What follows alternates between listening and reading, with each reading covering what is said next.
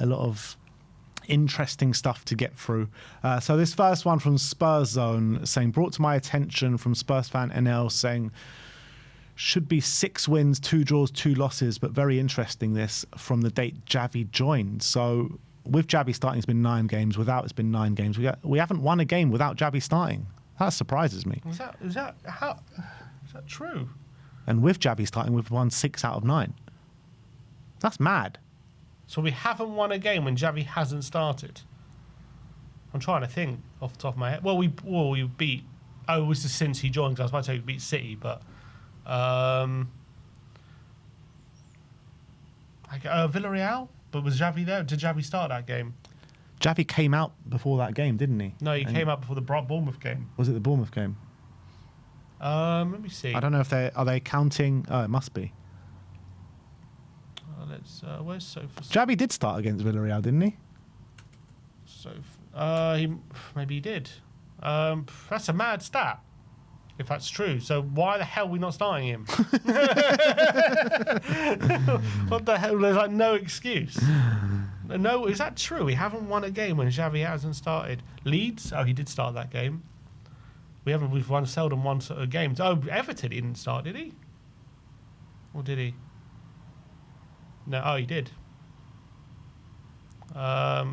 Seems like this stat is true. HMRC approved. Doncaster he started. West Ham he started. Did he start Villarreal? Villarreal he started. Yeah. That was his debut, wasn't it? Yeah, and West Ham was his debut. West Ham. So yeah, that's pretty accurate, it seems to me. That's madness. That's mad. Get him in the starting lineup, Frank. What are you doing? Frank? What are you doing?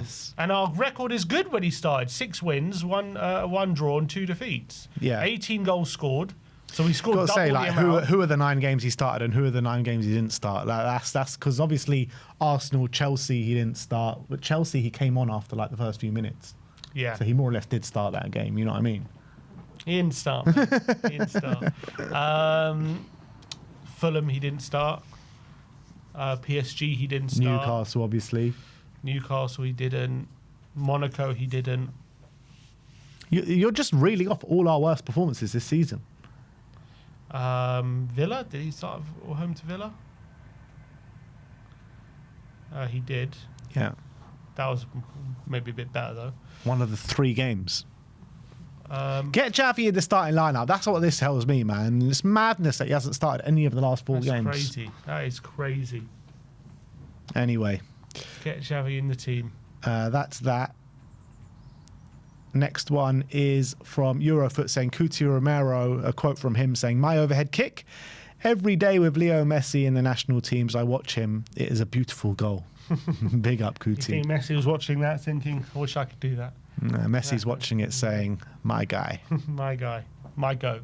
Exactly. Well, Messi says he's the best centre-back in the world. I mean, every Argentine. I've seen even Enzo Fernandez talk about him in that light as well. Like every Argentinian just absolutely loves Coutinho. Who Scored says, most goals scored from open play by Premier League sides this season. Tottenham sit 3rd. 15 level with Brighton, just below Liverpool and Manchester City. 15, and we're also 3rd for goals from corners with 6. Yeah. So, great stuff. But yeah, look, I guess maybe we underestimate how many goals. But there must be all from transitional moments. I can't remember, I'm just trying to think off the top of my head. Yesterday we scored 1, didn't we? Kudus' goal. Yeah. Romero's goal. From the Kudus assist, yeah. It just looks so bad from open play, though. Yeah. How we're 3rd for goals scored. Yeah. Well, that's the stat. Fair enough. Simon Yamene says, anyone who thinks it's just about a couple of attacking players missing don't want to see the issue. And this is the stat that they brought out on Sky Sports in the first half yesterday when we had 0 shots on target in the first half in the last 4 games. Such horrible reading. God. Ayush is bringing us up the penalty. Yeah, you can see here, that's what people are saying. Burn has him in a headlock. Yeah, like Burn's all over him.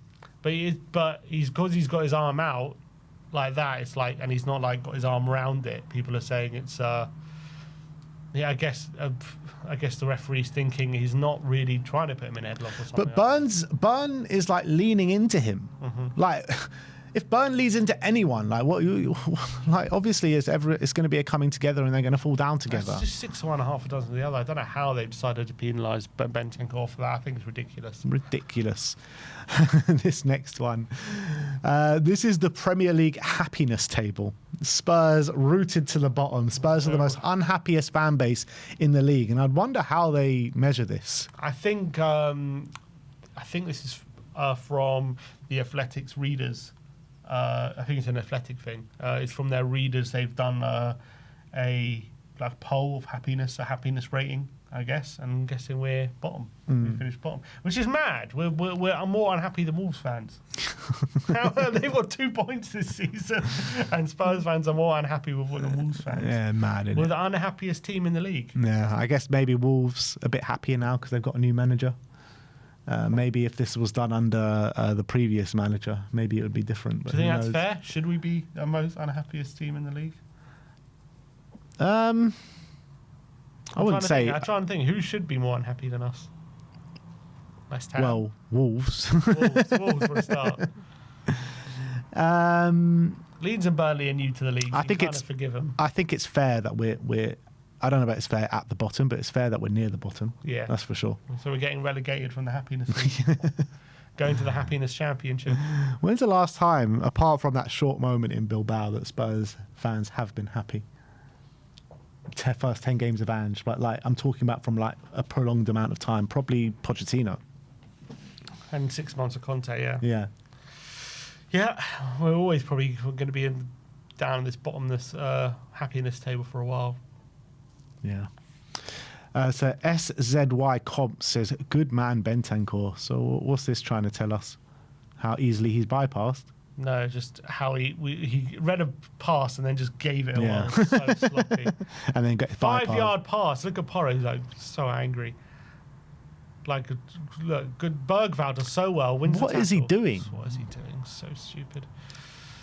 No context. Tottenham. What's this? Muhammad Kudus. This is Tottenham on in attack. It's like, okay, looks promising. Like, it looks like we're setting up to be on the attack, and then we just play it around, and it just somehow always ends back at Vicario. I actually remember that. You were like saying, any minute now, Vicario. Yeah, we're back at Vicario. Any second now. Classic Spurs.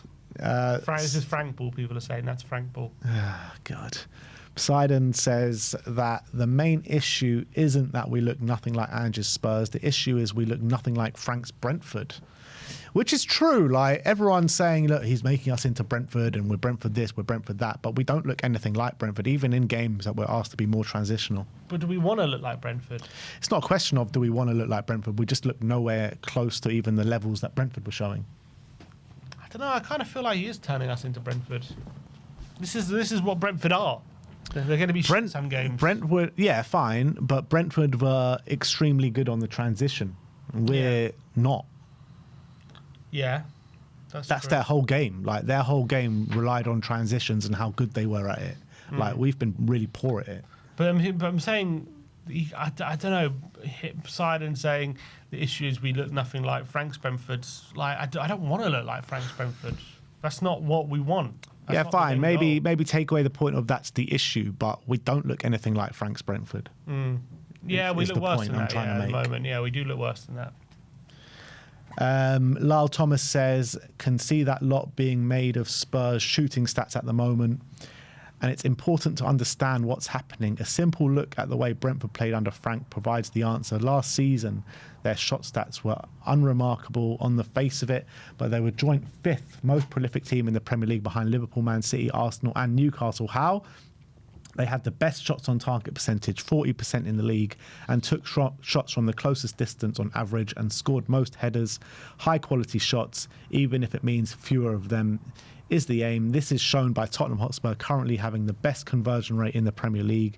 It will take time for Frank to coach Spurs to be as prolific, or more so, might be pretty early on, but last night showed you don't need many shots to get a result.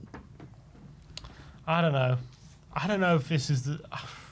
I understand what he's saying, but I don't know if that's the best approach for for Tottenham for a top goal, just to have fewer shots and hope that they're all good quality. Because there's going to be because you need what the top clubs do is they have a game model to create as many chances as possible. It doesn't have to be the best chance. Yes, the more chances, the more you create, and the more chances are going to be better chances as well. So that's kind of how a lot of the top clubs operate. We're going to create as many chances as possible. We're going to shoot from distance. We're going to try and create the best chances, but we're not going to just not create any chances if it's not the best one. And I feel like Frank is so hyper focused on we has to be the best chance, it has to be the highest XG chance, it has to be from the closest to ever have a shot, that you're missing on goals you could get that aren't those best chances. But I think that's his whole game model. And I feel like it does work for a team like Brentford, because when you're managing a team like Brentford, you're not going to have the best players. So I understand it makes sense for him to say, okay, we're not gonna waste time, shooting from difficult angles or shooting from outside the box, because our players aren't that good. So whenever we get opportunities, let's just concentrate, hyper focus on creating the best quality chance we can, because then our players are going to have the best chance of scoring. But when you're playing for a better club, you're managing a better club, and you've got better players and more quality, then you can get them to start taking more difficult chances and getting goals from there. You don't have to rely on it being the highest XG chance. I understand we don't have players like Son and Kane who absolutely obliterate their XG, but we've still got players who can outperform their XG. Like, we've got players who can do that. So you've got to trust them to do it, rather than just like saying, I don't trust you to score good goals, so you're going to have to score right in front of the goal every time. Yeah, so from that aspect, that's what I believe that Frank should be showing more ambition and not treating us like a Brentford. Like that's the aspect. So we've got these players like Javi that can shoot from distance and put it in the top corner. So we need to be utilising it more. Like, we're not using this kind of method doesn't get the best out of our players. That's the reality. And it even goes to show, I think, in this tweet, it says Tottenham currently have the best conversion rate. Which I think shows, like, I understand it means we're not creating a lot of chances, but when we do, it's usually a good chance. But I think if we just create more chances, in my opinion, I think we could get a higher number of goals. Like, there's no need to restrict us to such a low amount just because we're looking for the best chance every time. Like, and especially with the players we have, are we going to be to this super, super clinical team? And also, when you are manager of Tottenham Hotspur, you're going to get teams who are going to focus on clogging out the box and making it difficult for you. Against Brentford, you can focus on getting the highest quality chance because there's all this space. So yes, when there's all that space, there's no point wasting chances not having a clear-cut opportunity. You might as well wait for the perfect chance. But when you're Tottenham, you're not always going to get that. You can't always wait for that. You need to take responsibility. And he's like telling them not to. And you can see it on the pitch. Yesterday, I think, perfect example was Brennan. Had a perfect chance. It was a difficult chance, but shot across the face of goal, in a good angle. But because it was a difficult angle, he hesitated. Whereas beforehand, he wouldn't. He just would have gone for goal. Yeah, absolutely. Football Confidential says, after the second equaliser, Spurs captain Romero signalled the real scoreline of 2-1 to the Newcastle fans to show his disdain for that ridiculous penalty awarded to the home side. And I loved that from Kuti yesterday. It was that brilliant. Feeling of injustice, but yeah, brilliant celebration from him. You see a lot of relief. There you go. Does the Bruno celebration as well. And pointing to his name as well at the back of his shirt. My captain, Kuti Romero. Love that. Absolutely love that. Opta Analyst says Newcastle 2, Tottenham 2. Spurs end their 3-game losing streak in dramatic style. Christian Romero scored twice in the first time in a single game in one of Europe's top 5 leagues, including a late leveller. So these were the stats in the game yesterday. Yeah. So, yeah, you can see still... They had 19 shots, Newcastle. Yeah. Bloody hell, I didn't realise it was that many. 7 on target as well. And you can see, if you go to the timeline, you can see, look, they're always pretty much in control of the game, to be honest. Yes, there was a big jump for the penalty, but still, even if you take the penalty out of it, they're still quite far away from us in the XG timeline. Yeah. So, I don't know, it's hard to argue we didn't deserve to lose, even though we got a draw. I don't think anyone says we didn't deserve to lose yesterday. I've heard some people say it. I haven't. I think everyone accepts that, Newcastle were the better team, but we done well to claw ourselves back in the game. Romero tweets this out yesterday saying it's all about working hard, getting better and pushing forward, especially now when things aren't going our way. We stick together. Thanks for all the support as always, fans. See you at home on Saturday. And you better bloody win on Saturday, I'll tell you that. I don't want to see any... Well, are we going to get a message from Porro? We're going to take this mentality into Saturday. No excuses. Going to get those messages? Well, we haven't yet, so I doubt we're going to get it. After the last time... I don't want to hear it. I just want to see it. Don't say anything. I don't want to hear any words from any... Okay, Romero can speak, but I don't want to hear any words from anyone else. Just show it on Saturday. Just put in a good performance. Actions speak louder than words. Exactly. Bloody, you're going to get, come 5:30, 6 o'clock on Saturday, apologies from half the team. They got them pre-written already. Literally, they've got them all in their drafts. Billy T says, scores an equaliser, then scores a bike, drops the captain celebration in front of the home fans in 96 minutes, gets in a heated argument with said captain, does first Sky interview in English, retweets a tweet slagging off the PGMOL, a quiet night for our captain, leader and legend. Quiet in the night. It's just a normal day for Kuti. Spurs Web, this is another quote from Kuti saying, the first goal was very important. In these last 3 or 4 games, the team weren't good enough. It has been a difficult time, but especially in this game, I love the mentality. And on his second goal, it's that Messi quote that we spoke about before. Yeah, and that's good words from him to be, that he's backing up the team, loving the mentality. Hopefully, it goes to show that there's still some unity there, but we have to see it more on the pitch. Spurs pictures that go hard. Kuti Romero. Archie Gray seems absolutely shocked. Love that. Look at Alanga in the background. Can't believe it. Yeah. I was saying, after I can't remember which game I was saying it after, but, even if you're not the better team and you show heart, fight, passion and desire, it's half the battle and you give yourself a chance of getting a result.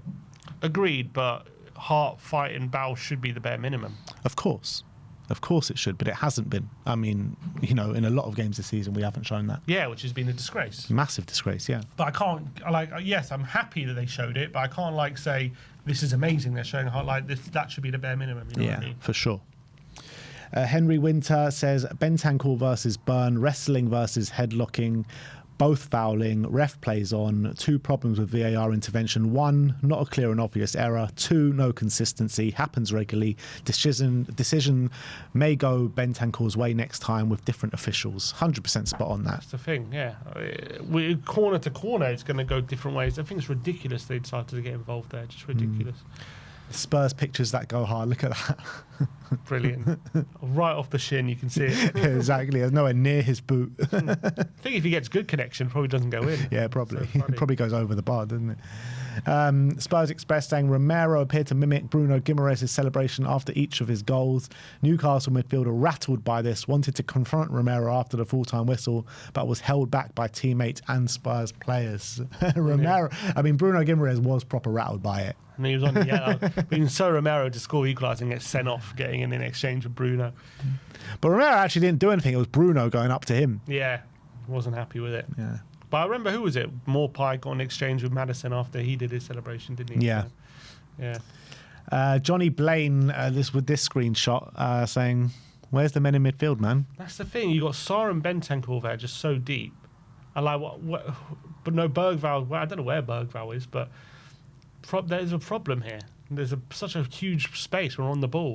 We're not interested in that area progressing through the middle. That's a big problem. Yeah, I agree with that. And we do have players at our disposal that can make a difference in those areas of the pitch. Obviously, Javi being one, Bergvall being one, Archie Gray being one. Well, we've seen it with just how we've played this season. It's clearly his plan. It is his plan. It is his plan, and the plan needs to change. It really does, because we can't persist like this, surely. Just always focusing out wide, and because there's nothing on the left, we're always focusing on getting it to Kudus. But I don't ever remember Brentford's team being like that, like his plan being like, because Damsgaard was always so influential in the central areas of the pitch. He was, but what Damsgaard was amazing at, what basically his role was him getting the ball outside the D in the opposition half, getting it, turning and playing a through ball to Mbeumo or Wissa. But because at Tottenham, because at Brentford, when you're playing Brentford, he always had a high line to play through. So you turn and there's all that space and he was great, Damsgaard, because he was very accurate with his passing, very quick thinking. So you turn, play a through ball very quickly, and he was brilliant at it. But at Tottenham, you're not going to get that. You're not going to get all this space to play in. You're not going to get all these defenders. But you do in really certain high. games, and still, like, we're not seeing anything of that ilk. Yeah, but when we've been in those certain games, we haven't played Javi. We haven't played players who are capable of it. Spurs Watch saying Spurs players come off together at half-time after a little huddle. So this is it's now we're going to have to get used to this huddle at half-time. And it seems as though the captain leads the players off. So Van de Ven led it on Saturday. I thought Bergvall led it on Saturday. No, he led the way. No, Bergvall was leading the talking, but I'm saying they waited for Van de Ven to come over, and then he led the walk.